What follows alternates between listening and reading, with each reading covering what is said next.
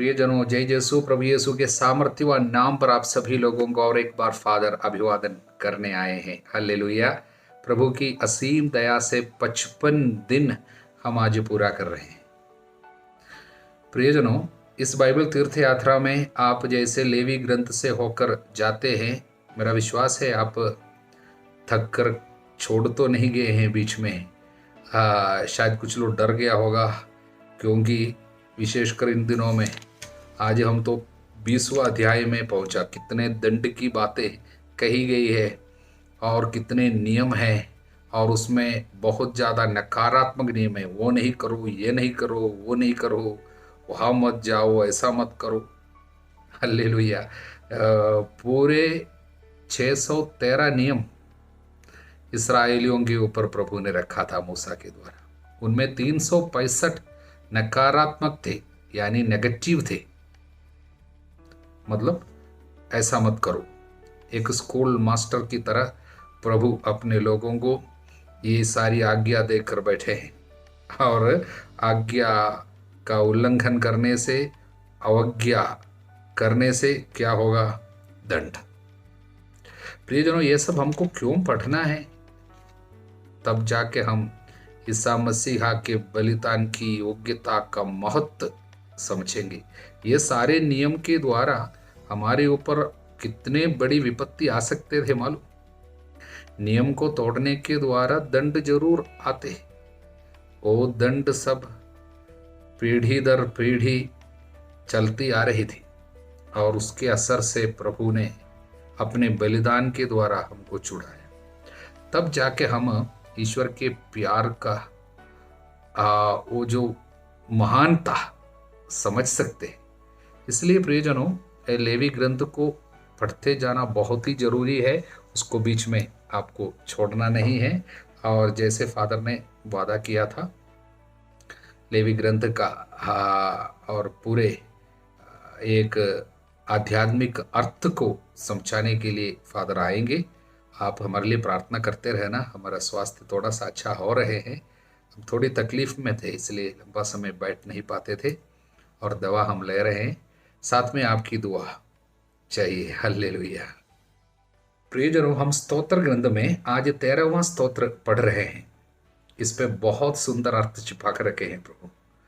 ये दाऊद का स्तोत्र है, छोटा सा स्तोत्र है, केवल 6 वचन है। इसको समझने हेतु मैं आपको बताऊंगा। इसको 3 भाग में हम इसको समझेंगे। पहला भाग, पहला 2 वचन है, 2 और 3। दूसरा भाग 4 और 5, और तीसरा भाग आखिरी वचन, वचन 6। पहला भाग, उसका नाम हम दे सकते हैं दाऊद का विलाप। दाऊद दुखड़ा रोता है, लमेंटेशन। उसका 3 कारण है वो दुखी होने का। पहला, प्रभु कब तक क्या तू मुझे सदा भुलाता रहेगा? कब तक तू मुझसे अपना मुख छिपाए रखेगा? मतलब प्रभु बात नहीं करता, प्रभु अपना चेहरा छिपा कर रखा है। उत्तर नहीं मिलता, वो पुकारता, उत्तर नहीं मिलता। संग संग प्रभु चलने का अनुभव अब नहीं होता। ऐसे कभी समय हमारे जीवन में भी आ सकते हैं। प्रभु बात नहीं करता, इसलिए वो निराशा में एकदम डूबने की हालत में आ गया। प्रभु बात नहीं करता, अंधकार। दूसरी हालत, कब तक मैं अपने मन में चिंता करता रहूंगा, अपने हृदय में प्रतिदिन दुख सहता रहूंगा। अपने अंदर दुख बढ़ रहा है, मैं दुख के बारे में सोच सोच के दुख और बढ़ता जा रहा, और चिंता करते करते और चिता में चले जाने की हालत हो गया। चिंता और दुख अपने अंतरतम में बढ़ते जा रहे। ये दूसरी परेशानी। तीसरी, कब तक मेरा शत्रु मुझ पर हावी होता रहेगा? तीसरी बात है, शत्रु की तरफ से आक्रमण हो रहा है। इसलिए देखिए, प्रभु के साथ रिश्ता, अपने अंतरतम में, और शत्रु के साथ, इन तीनों एरिया में इनको तकलीफ हो रहा है। जब दाऊद शत्रु की बात कहते हैं, 3 प्रकार के शत्रु हो सकते हैं। एक, शैतान, दुष्ट आत्मा सताते हैं। दूसरा, बाहर से कोई शत्रु, अन्य कोई राजा हो, और सैनिक उनकी सेना हो, और इस तरह कोई शत्रु आ सकते हैं। तीसरी बात है, जब वो शत्रु बोलते हैं अपनी कोई पीड़ा, यानी कुछ बीमारी हो या कुछ बुरी आदत हो जो बार बार इनको गिरा देता है, कुछ भी हो, तो ये तीनों मिलकर, मतलब तीन समस्याएं इनको अंधकार में डुबा रहे हैं। उस हालत में वो अपने अपने दुखड़ा प्रकट कर रहे हैं, वो है विलाप। निराशाजनक परिस्थिति को प्रकट किया। और आखिरी भाग में क्या है, तीसरा भाग कुछ इस प्रकार है।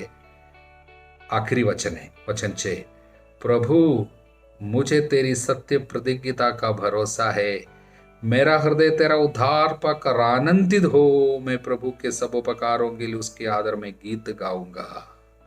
वो क्या है, मैं उत्सव मनाऊंगा, मैं आनंद का गीत गाऊंगा, मैं आनंद मनाऊंगा। तो उसका हेडिंग क्या है, आनंद या उत्सव या त्योहार। देखिए, पहले मातम था और अब आनंद है, उत्सव है, आनंद का प्रकटन है। तो जो विलाप था उसको प्रभु उत्सव में उनके जीवन में कैसे बदल आया, उसका कारण है बीच में जो दो वचन है, वो वचन 4 और 5, प्रभु मेरे ईश्वर मुझ पर दया दृष्टि कर मेरी सुन। वो क्या है, प्रार्थना। अपने दुख की हालत में, विलाप की हालत में, निराशाजनक परिस्थिति में वो क्या किया, प्रार्थना का वो रास्ता अपनाया। दाऊद के जीवन की सबसे बड़ी विशेषता है, कितने भी गिर जाता क्यों ना हो, कितने भी वो गिरता क्यों ना हो, वहां से वो प्रभु को पुकारता है। प्रार्थना करने की शक्ति, क्षमता उनके अंदर रही। प्रार्थना करना जानता था। प्रार्थना एक शक्तिशाली हथियार दाऊद के लिए बने। दाऊद को उनके तलवार से या अन्य किसी हथियार से ज्यादा उनकी भरोसा प्रार्थना पे थी। इसलिए निराशाजनक परिस्थिति में वो तुरंत प्रार्थना का रास्ता अपनाए। वहां से प्रार्थना कर रहे, क्या प्रार्थना कर रहे, प्रभु मेरे ईश्वर मुझ पर दया दृष्टि कर मेरी सुन, मेरी आंखों को ज्योति प्रदान कर। सबसे सुंदर प्रार्थना है, आंखों को ज्योति प्रदान कर। इसका मतलब क्या है, प्रभु दुख के समय मेरे अंदर जो भी सोच आता है वो सब सच नहीं है। मेरे चारों ओर में जो देखता हूं, शत्रु को देखता हूं, मेरी दुख स्थिति को देखता हूं, अंधकार देखता हूं, वो सब सच नहीं। मेरी आंख को तू छू ले, आंख को खोल दे, मेरे आंख को ज्योति प्रदान कर, तब मैं देख पाऊंगा। एक सुंदर प्रार्थना इसलिए है कि जीवन के दुख के समय में हम अंधे हो जाते हैं। दुख हमको अंधा बना सकता है। तब आदमी निराश होकर मर जाते हैं, खुदकुशी करते हैं, कहीं भाग जाते हैं, विश्वास पूरा नष्ट हो जाते हैं। वो सब इस दुनिया की देवता इन्हें अंधा बना दिया है, प्रभु कहता, वचन कहता है। इसलिए वो अंधापन आ सकता है। इसलिए दाऊद कहता है, मेरे आंखों खोल दे, तब मैं देख पाऊंगा, मैं सच्चाई देख पाऊंगा, मैं आपको देख पाऊंगा, आपकी महिमा को देख पाऊंगा, और ये अंधकार में छिपे खजाना देख पाऊंगा, आपका हाथ में मेरे परिस्थिति पे देख पाऊंगा। शत्रु जितना मेरे साथ में है उससे ज्यादा आपकी सेना मेरे लिए खड़ी होते हुए मैं देख पाऊंगा, और मैं आपके मुक्ति विधान का दर्शन करूंगा। मैं मेरे लिए आपने जो तैयार करके रखे हैं उसको मैं देख पाऊंगा। ये इसका अर्थ।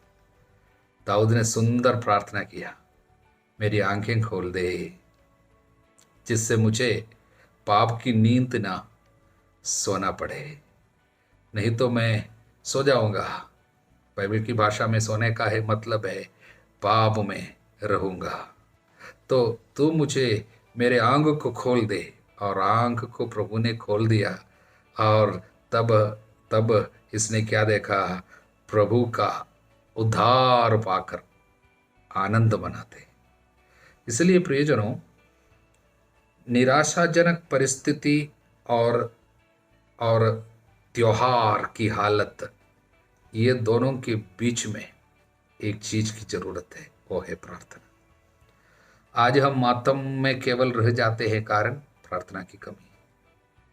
आज हम उत्साह के यानी उत्सव की उस हालत तक पहुंच नहीं रहे हैं हमारे जीवन में। हम हमारा हृदय आनंद नहीं मना पाते हैं, कारण प्रार्थना की कमी है। हमें क्या प्रार्थना करनी चाहिए? इसलिए आज दाऊद के द्वारा प्रभु हमको सिखाते, हमारी प्रार्थना ये होनी चाहिए, प्रभु मेरी आंखें खोल दे। एक आध्यात्मिक अंतर्दृष्टि प्रदान कर, एक स्पिरिचुअल इनर विजन, जिससे जीवन के दुख में मैं आपको देख पाऊंगा। इसलिए प्रियजनों, अय्यूब को वो दृष्टि मिली थी। इसलिए जब प्रभु ने उनकी आंखें खोली, वो अंत में क्या बोलता है? पहले तो मैंने आपके बारे में सुना केवल था, अब मैं अपनी आंखों से आपको देखता हूं। दुखों की घड़ी में वो क्या बोलता है? मुझे मेरा आंख खुल गया। हालेलुया। प्रियजनों, प्रभु हमारे आंखें खोलेंगे, इसके लिए हमें प्रार्थना करनी चाहिए। हालेलुया। तब हम अंधकार में छिपे हुए खजाना को देखकर आनंद मनाएंगे और धन्यवाद का गीत गाएंगे। हालेलुया। लूकस के सुसमाचार के 11वें अध्याय में हम पहुंच रहे हैं। प्रार्थना का महत्व प्रभु यहां पर सिखा रहे हैं। इसलिए पहला हेडिंग है प्रार्थना। ये एक दिन ईसा किसी स्थान पे प्रार्थना कर रहे थे। प्रियजनों, सभी सुसमाचार ग्रंथक हमें यीशु की प्रार्थनामय जीवन की बारे में बताते हैं। बार बार यीशु प्रार्थना करने जाते हैं। सबसे ज़्यादा लूकस के सुसमाचार में हम यीशु की प्रार्थना का बहुत सारा अनुभव देखते हैं। कई बार हम यीशु को प्रार्थना करते हुए, उदाहरण के लिए लूकस के अध्याय 6 में पूरी रात यीशु प्रार्थना कर रहे हैं, और कई जगह में हम देखते यीशु प्रार्थना करते हैं। तो यहाँ पर प्रार्थना कर रहा था, शिष्य जाकर पूछे, हमें भी प्रार्थना करना सिखाइए। तो प्रभु ने प्रार्थना सिखाया, वो प्रार्थना जो हम सब बार बार दोहराते हैं। और उसमें केवल एक बात मैं आपको याद दिलाऊंगा, जब ये प्रार्थना हम करते हैं, यदि हम सावधान नहीं रहेंगे, हम अपने को फंसा रहे हैं। वो क्या है? हमारे पाप क्षमा कर, क्योंकि हम भी अपने सब अपराधियों को क्षमा करते हैं। हम अपराधियों को क्षमा करते हैं, इसलिए हमारे पाप क्षमा कर। हम प्रभु से कहते हमारे पाप क्षमा कर, क्योंकि हम अपराधियों को क्षमा करते हैं। प्रियजनों, यहाँ पर हम एक शर्त प्रभु के सामने रख रहे हैं। हम पाप क्षमा करते हैं दूसरों के अपराधों को, हमारे साथ जो भी बेईमानी करते, अन्याय करते, उनको हम क्षमा करते, इसलिए हमारे पाप क्षमा कर। इसलिए दूसरों के अपराधों को क्षमा किए बगैर, उनके साथ नफरत मन में रखकर, या किसी के साथ बातचीत बंद है, इस तरह हालत में, ऐसी हालत में क्रोध किसी के साथ बनाए रखते, ऐसी हालत में आप प्रार्थना करेंगे, ये प्रार्थना आप अपने को फंसा रहे हैं, आप प्रभु को बाध्य कर रहे हैं आपके पापों को क्षमा ना करने के लिए। इसलिए सावधान रहनी चाहिए। हालेलुया। प्रार्थना सिखाने के तुरंत बाद प्रभु एक दृष्टांत सुना रहे हैं, दुराग्रह करने वाला मित्र की एक बात है। यानी तुम्हें कोई आधी रात को अपने किसी मित्र के पास जाकर कहे, दोस्त मुझे 3 रोटियां उधार दो।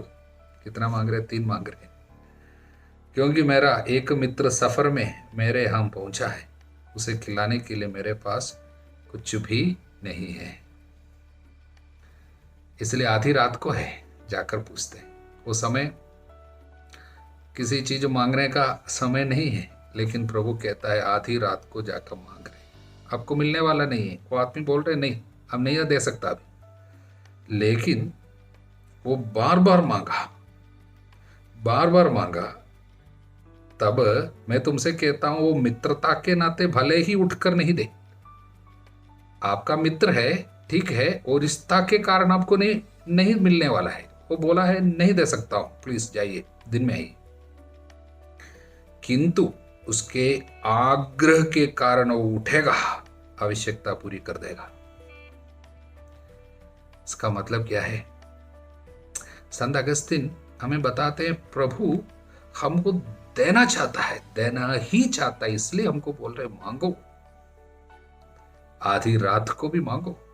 मतलब रात में प्रार्थना की जरूरत एक, दूसरा आग्रह के साथ प्रार्थना की जरूरत, तीसरा बराबर मांगने की जरूरत। एक बार नहीं मिला, दूसरे दिन नहीं मिला, तीसरे दिन भी नहीं मिला, कई दिन प्रभु उत्तर नहीं देता, फिर भी मांगना बंद नहीं करना, मांगते ही रहना, क्योंकि प्रभु अपने समय में देना चाहते हैं, लेकिन आपके अंदर वो उत्साह को देखकर, और आप जब बने रहते हैं, आप बंद नहीं करते। अगर ये आदमी एक बार पूछा, दो बार पूछा, तीन बार पूछा और तब नहीं मिला, अगर उस समय छोड़कर गया होता तो उसको नहीं मिलता। हालेलुया। वो वो बना रहा, वो छोड़कर नहीं गया, इसलिए उनको मिला। इसलिए संत अगस्तिन कहते हैं ये दृष्टांत प्रभु क्यों दिया? क्योंकि प्रभु हमको देना ही चाहता है, परमेश्वर हमको देना ही चाहता है, इसलिए हमसे कहते हैं आग्रह छोड़ना नहीं है, प्रार्थना में एक उत्साह होना चाहिए और निरंतरता होनी चाहिए, यानी हर दिन प्रार्थना करनी है, रात में भी प्रार्थना करनी चाहिए। हालेलुया। और प्रार्थना का प्रभाव इस तरह होगा, प्रभु कहता है वचनों 9 शक्तिशाली वचन हम सीखे हैं, हम इसको दावा करते हैं अक्सर, मांगो तुम्हें दिया जाएगा, ढूंढो तुम्हें मिल जाएगा, खटखटाओ तुम्हारे लिए खोला जाएगा। क्योंकि जो मांगता है उसे दिया जाता है, जो ढूंढता है उसे मिल जाता है, जो खटखटाता है उसके लिए खोला जाता है। आगे प्रभु क्या बोलते हैं? वचन 13, बुरे होने पर भी यदि तुम लोग अपने बच्चों को सहज की अच्छी चीजें देते हो, हम लोग पापी है फिर भी बच्चों को अच्छी चीजें देते हैं, तो स्वर्गीय पिता जिसपे तनिक भी बुराई नहीं है, हम जितना अपने बच्चों को प्यार करता है उससे ज्यादा, उसके कई गुना ज्यादा प्रभु हमारे बच्चों को और हमको, क्योंकि हम उनके बच्चे हमको प्यार करते हैं, तो मांगने वालों को पवित्र आत्मा क्यों नहीं देगा? पिता मांगने वालों को पवित्र आत्मा क्यों नहीं देगा? ये बहुत जरूरी बात है। मतलब क्या है? मांगना हमें क्या है? पवित्र आत्मा। पिता जरूर देगा। क्या देगा? पवित्र आत्मा देगा। इसलिए अक्सर हमको मांगना क्या चाहिए? पवित्र आत्मा मांगनी। आपका बच्चा बीमार है, क्या मांगना है? प्रभु मेरे बच्चे को पवित्र आत्मा से भर दीजिए। आपका जीवन साथी नशा लेता है, क्या प्रार्थना करना चाहिए? हे प्रभु मेरे जीवन साथी को आपके आत्मा से भर दीजिए। इसलिए किसी के लिए और कुछ मांगने की जरूरत नहीं है, पवित्र आत्मा बाकी सब कुछ दिला देगा। कोई एग्जाम के लिए जा रहे, पवित्र आत्मा मांगना। कोई किसी को नौकरी नहीं है, प्रभु उनको पवित्र आत्मा से भर दे, पवित्र आत्मा उनको सही जगह में नया पर नौकरी वहां पर पहुंचा देगा। किसी को बच्चा नहीं हो रहा, उनको क्या मांगना? प्रभु इन्हें पवित्र आत्मा से भर दे। हालेलुया। इसलिए पवित्र आत्मा आने से बाकी सब कुछ वो लेके आता है। हालेलुया। इसलिए प्रार्थना की रीति ये होनी चाहिए, हमको निरंतर प्रार्थना करनी है और आग्रह के साथ प्रार्थना करनी है, रात में भी प्रार्थना करनी है, और पिता से क्या मांगना है? पवित्र आत्मा मांगना है। हालेलुया। यीशु के कार्यों को देखकर, चमत्कारों को देखकर, यीशु किसी दुष्ट आत्मा को एक व्यक्ति से जब निकाल दिया था, वो गूंगा आत्मा था, उसको अबदूत को प्रभु जब निकाल दिया, आदमी ने क्या बोला? आदमी बोला, उनमें कुछ ने कहा, वचन 15, ये अबदूतों के नायक बेलजेबुल की सहायता से अबदूतों को निकालता है। प्रभु के अंदर पवित्र आत्मा ये जो कार्य कर रहा है, लेकिन इसने क्या कहा? दुष्ट आत्मा ही अबदूतों के नायक से ये कार्य करा रहा है। तो प्रभु क्या समझाया? प्रभु समझाया वचन 20, परंतु यदि मैं ईश्वर के सामर्थ्य से अबदूतों को निकालता हूं तो निस्संदेह ईश्वर का राज्य तुम्हारे बीच आ गया है। इसका मतलब ईश्वर के राज्य में मैं पवित्र आत्मा के द्वारा, ईश्वर के सामर्थ्य के द्वारा अवधूतों को निकालूंगा। जहां पर ईश्वर के राज किसी पे आ जाता है, छा जाता है, या किसी व्यक्ति ईश्वर के राज के अनुभव करने लगता है, तब ईश्वर के अधिकार के साथ वो अवधूतों को निकालेगा। ईश्वर के राज में जो पहुंच जाता है वो केवल मृत्यु के बाद की हालत नहीं है। ईश्वर का राज तुम्हारे बीच में है। जब हम ईश्वर के राज्य का अनुभव अपने में कर देते हैं, करने लगते हैं, तब हम प्रभु के अधिकार के साथ अवधूतों को निकाल सकते हैं। हालेलुया। और प्रभु ने कहा, जब बलवान मनुष्य हथियार बांधकर अपने घर की रखवाली करता है। एक इसके बारे में, ये कौन है बलवान मनुष्य जो हथियार बांधकर अपने घर की रखवाली करता है? शैतान है। तो वो उसकी धन संपत्ति सुरक्षित रहती है, वो अपना धन संपत्ति को सुरक्षित रखता है, लोगों को अपने कंट्रोल में करके सुरक्षित रहता है। किंतु यदि कोई उससे भी बलवान उस पर टूट पड़े, वो है ईसा मसीहा में ईश्वर ने वही कार्य किया। बाइबल हमें बताते हैं, ईश्वर का पुत्र इसलिए प्रकट हुआ कि वो शैतान के कार्य को समाप्त कर दे। योहन का पहला पत्र 3:8।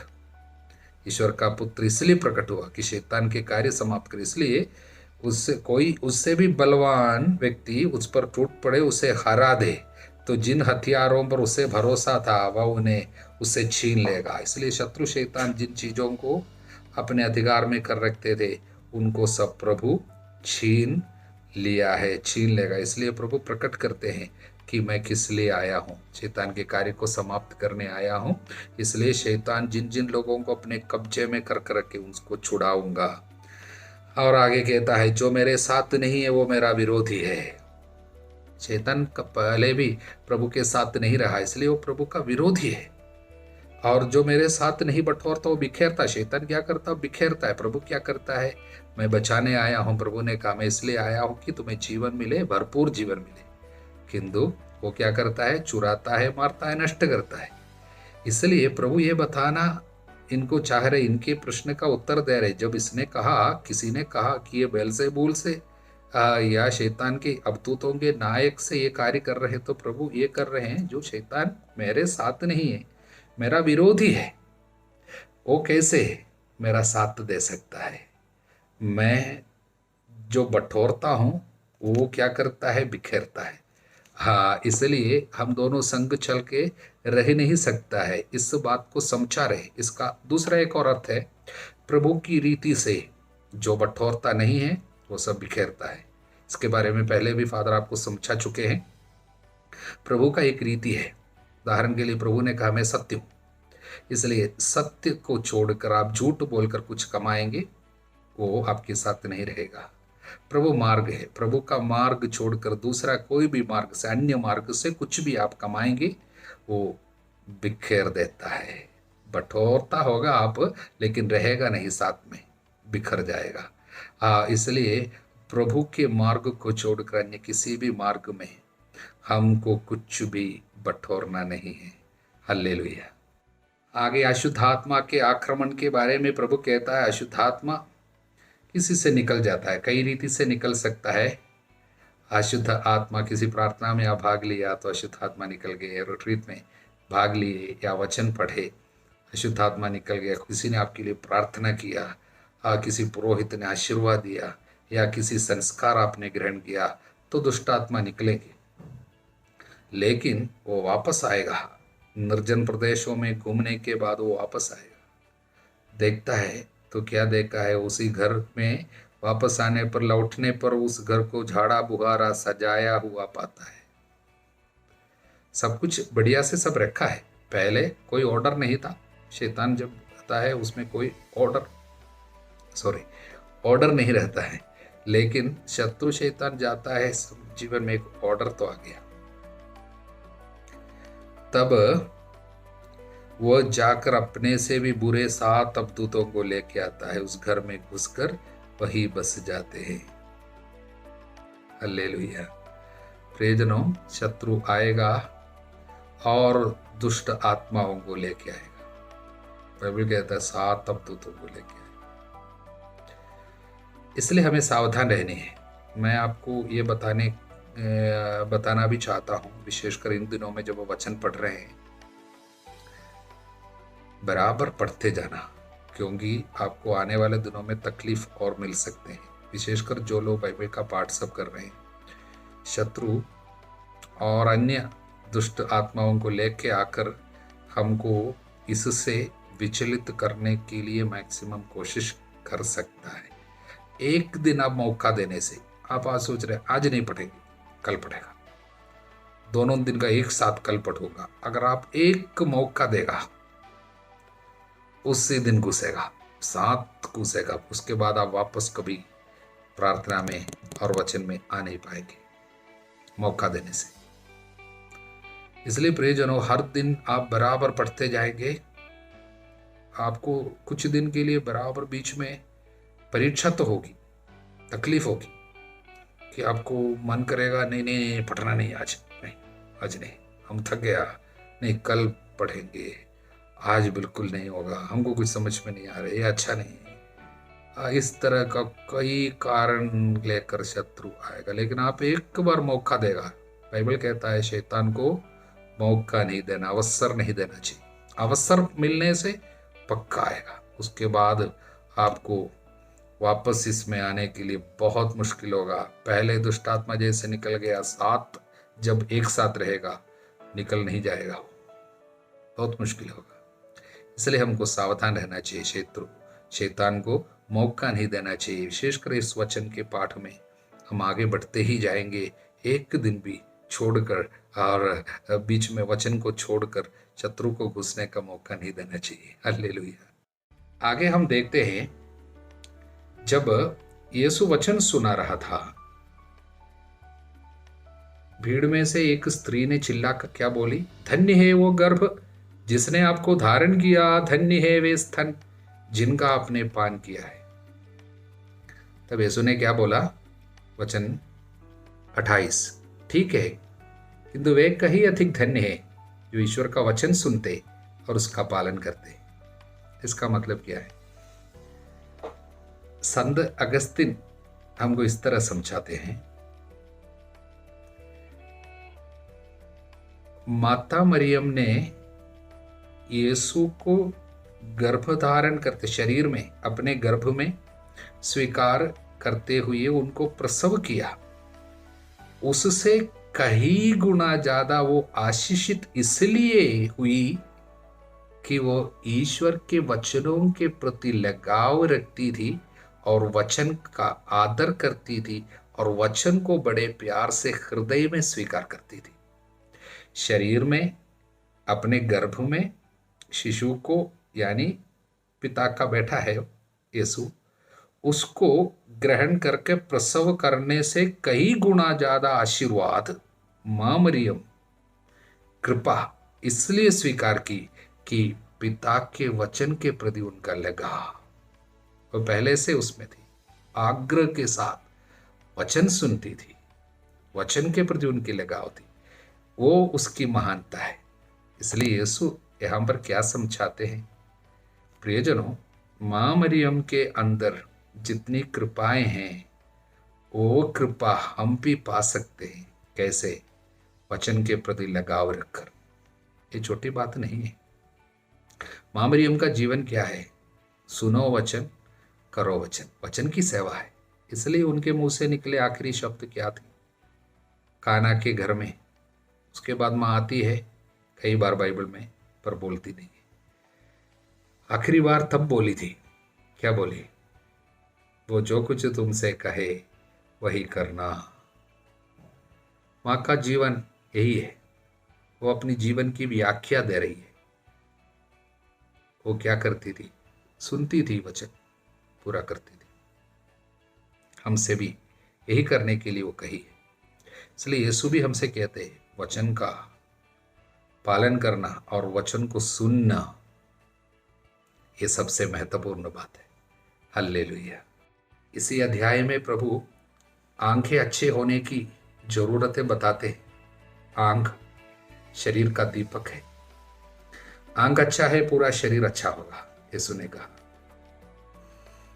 यह वास्तव में यीशु के वचन को स्वीकार करने की जरूरतें ही हमको दर्शाते हैं। यीशु के वचन ही आंखों को ज्योति प्रदान करते हैं।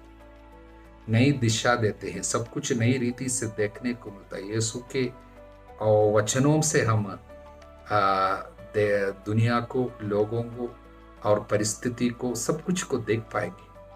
हालेलुया। तब अंधकार में खजाना भी दिखाई देगा। दाऊद ने प्रार्थना किया था, मेरी आंखें खोल दे। ये प्रार्थना हमारी हो। प्रभु का वचन ये सब करते हैं। अगर प्रभु के वचन के लिए हम हृदय को बंद करेंगे, ये खतरा है। जो फारिसी और शास्त्रियों के ऊपर प्रभु ने बार बार धिक्कार तुझे बोलते हुए उनको समझाया। ये सब क्यों है? प्रभु के वचन को यदि आप बंद करते हैं, ये धिक्कार हमारा होगा। प्रियजनों, प्रभु का वचन हमारे सारी विपत्तियों से, पूर्वजों से चली आ रही निरर्थक जीवनचर्या के कारण हमारे ऊपर आई हुई श्राप से हमको छुटकारा दे, और बुरे विचारों से और ढंग तरीकों से और चलने की रीति कुछ शायद हमने कहीं से सीखा होगा। इसका मतलब है आंख, बुरे आंख अच्छा नहीं, इसका मतलब यही है। आंखें खराब होने का मतलब है इस दुनिया की देवता ने हमें अंधा बनाया होगा। उससे प्रभु हमको छुटकारा देगा, प्रभु का वचन छुटकारा देगा, मतलब प्रभु हमारी आंखें खोल देगा। तब हम देख पाएंगे, सही रास्ता देख पाएंगे, सही दिशा पे चल पाएंगे, सही फैसला ले पाएंगे। ये प्रभु का कार्य, प्रभु के वचन की महिमा है। इसलिए वचन के प्रति लगाव हमारे हृदय में, हमारे प्रभु यीशु मसीह की कृपा, ईश्वर का प्रेम, पवित्र आत्मा का साहचर्य आप सभी लोगों को प्राप्त हो सदा सर्वदा अनंत काल तक। आमीन।